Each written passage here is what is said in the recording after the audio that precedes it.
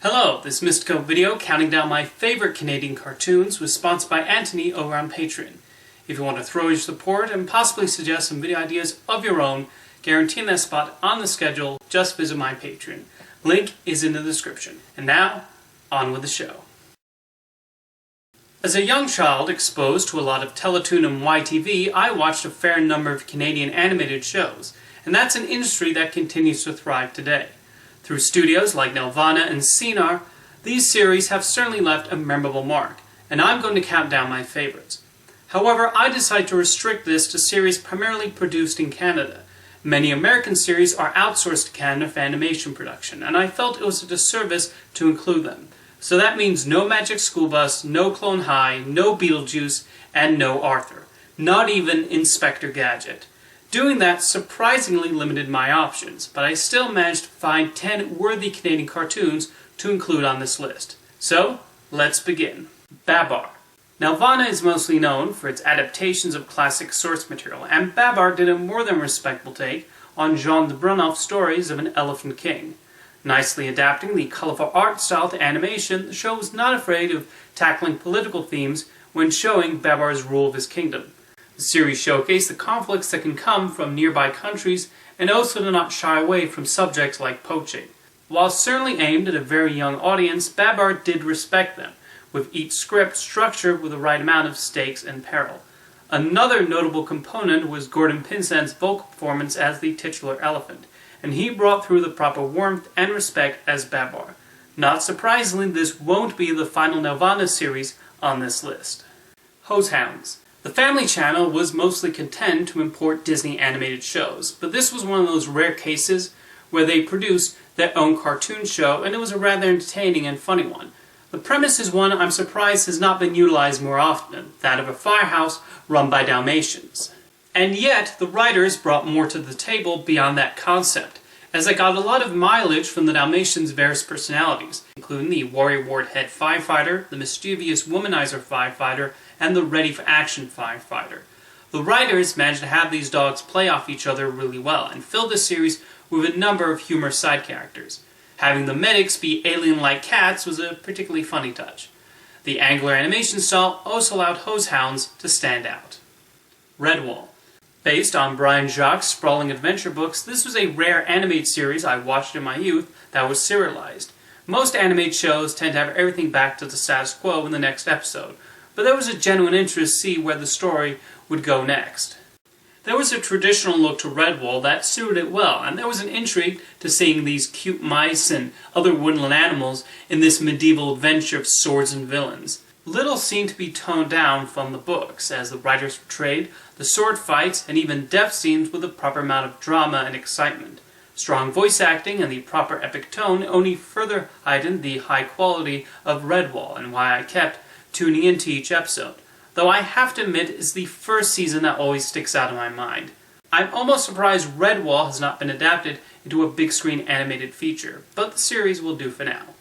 Mona the Vampire. I already made a video discussing this series, but it's worth praising again. A show about the power of imagination, there was a spiritedness to Mona the Vampire that made it endearing, and the writers found a number of fun scenarios for the characters to partake in. Aliens, zombies, vampires, and other monsters littered the show and created some humorous obstacles for Mona to overcome. Of course, all of these took place inside of Mona's head, but it was clever how the show mixed the real-life events with her overactive imagination. The brightly colored animation and big-eyed character designs also added to the charm, allowing it to show the scariness of the monsters without traumatizing the very young audience it was aimed for. Throw in a great girl character who wasn't a stereotypical lead like in other animated shows, and Mona the Vampire holds up nicely. Kid vs. Cat. You thought this would just be a cartoon I watched as a child. Well, okay, that's most of this list.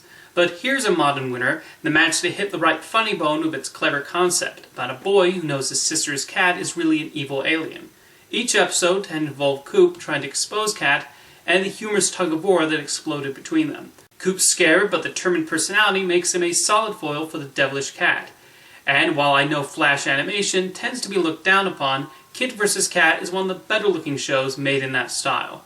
This is especially important for the slapstick comedy, which the show is full of, and the pratfalls are perfectly timed.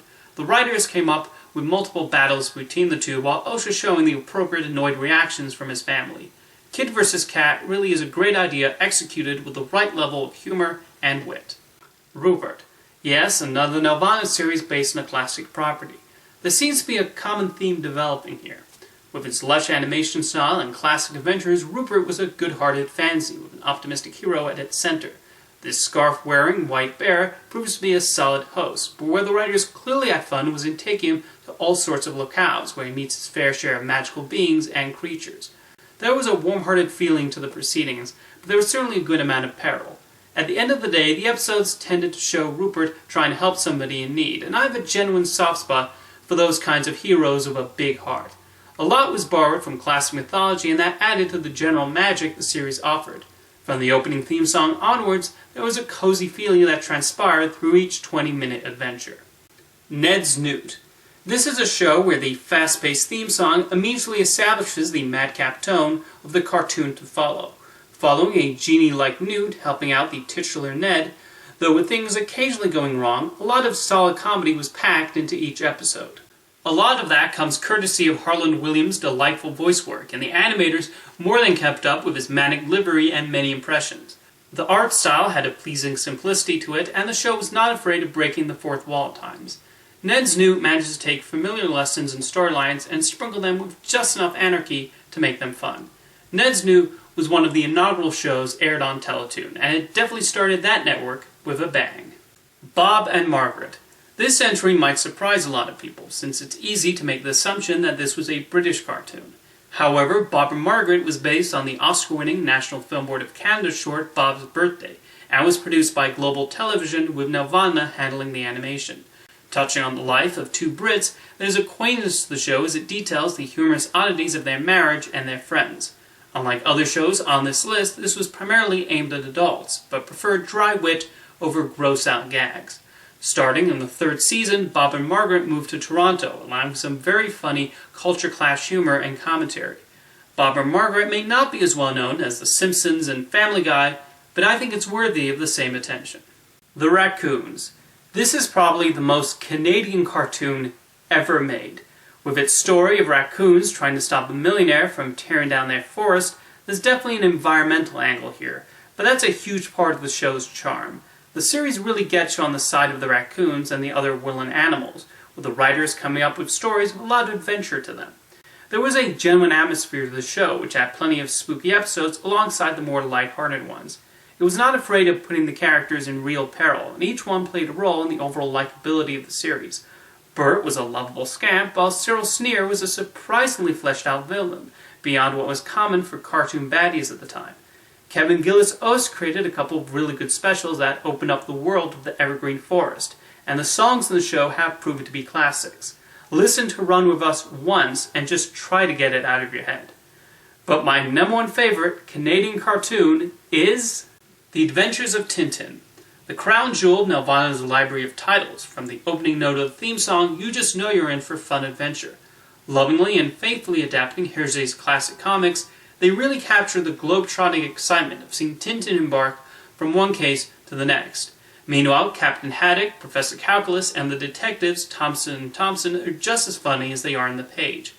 From the exotic locales to unflinching villains to Tintin continually getting whacked on the head, the makers of the series understood the immense appeal of Hergé's work. The use of music was also cleverly done, bringing the right mood and atmosphere to the scenes. They also never attempted to shorten the stories, as most episodes run 45 minutes rather than the standard 22 minutes. Whether it's seeing Tintin go to the moon, or trying to solve the mystery of some stolen artifacts, or encountering a strange being in Tibet, each episode brought their own sense of joy, whether you've read the comics or not. I still get a thrill watching The Adventures of Tintin after so many years. See you next time.